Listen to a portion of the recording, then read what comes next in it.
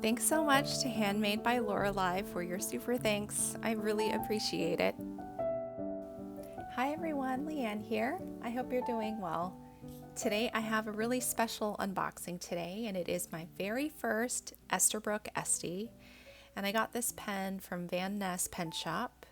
And as you can see here, it is in this gorgeous fabric covered box with a magnetic closure. And inside is the Botanical Garden colorway. And I got it, as you can see, in the journaler's nib. I absolutely love this colorway. I feel like I can ink it up with lots of different colors, and I feel like it would be just such a complementary ink and pen combination.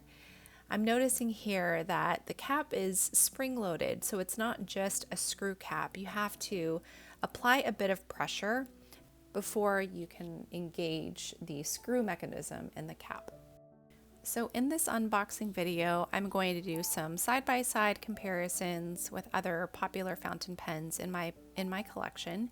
In addition to offering a writing sample, I'm going to ink it up in one of my favorite inks at the moment and offer some pen thoughts at the end of the video. As you can see, this pen has a cartridge converter. It's also in the palladium trim.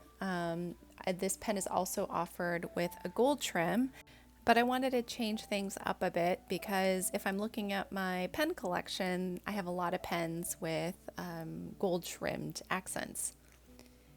I really like the grip section, and it feels really comfortable in my hand, and I imagine that I'm going to write with this pen unposted. So here I am offering a side-by-side comparison with some popular fountain pens that I see on YouTube. It's the TWSBI Eco, which happens to be one of my favorite fountain pen brands or particular model. And also right next on the other side of the Esterbrook Estie is my TWSBI Diamond Mini.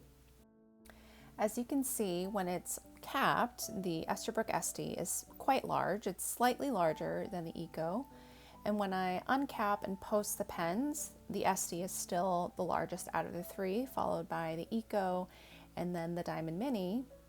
And when the pens are unposted, you'll notice that the Estie is slightly smaller than the Eco and still larger than the Diamond Mini. While I was looking at my collection, I noticed that I had a few other pens that looked even more similar to the Estie that I thought would be a better comparison. And so to the right is a Platinum 3776 in shape of heart, and on the left is the Pilot Custom 823. You'll notice that when they're all posted, the Estie is the largest, but not by much, followed by the Pilot Custom 823 and the Platinum 3776 being the smallest. The nibs are also the same size. It's a Yovo number 6. Their grip sections look very similar, and all three have a very similar cigar-shaped silhouette. And in this image, you could see the size comparison when the pens are unposted, which is my preferred way of writing with these pens. To make the ink selection process as easy as possible, I just referred to the most recent ink swatch spread that I had, which is the Ink Rainbow color tag that I did from Ginger Peachy Pens. And looking at it, I wanted to write with one of my favorite shading inks at the moment, and it is Wearingeul Kyong-hui. I think the reason why I love this ink so much is because, first of all, it screams autumn color to me.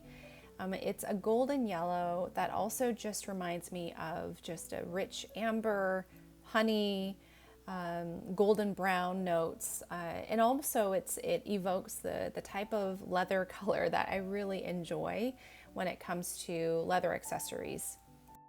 So now that my pen is inked, I'm going to do a swatch, and I'm going to do it on the Logical Prime memo pad. I got this memo pad over at Yosaka Stationery back in March, and you might have seen this memo pad featured in some of my Instagram reels where I highlight an ink of the day. I'm using my standard supplies for swatching inks. I've got my Kakimori brass nib in addition to the cherry wood holder. I have my stainless steel condiment cup, the little plastic pipette, and of course my little panda pen rest. Okay, now for the actual writing sample.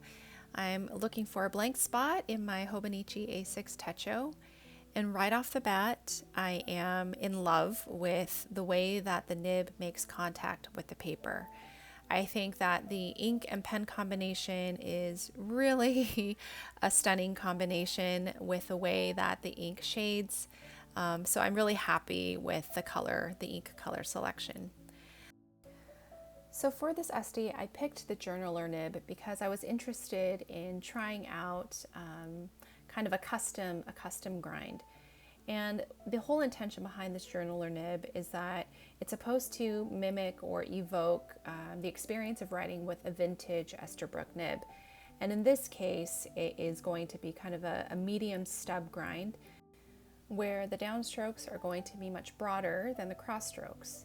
And I've found that I'm really enjoying this writing experience. It doesn't feel like the other sort of stub nibs that I've tried in the past.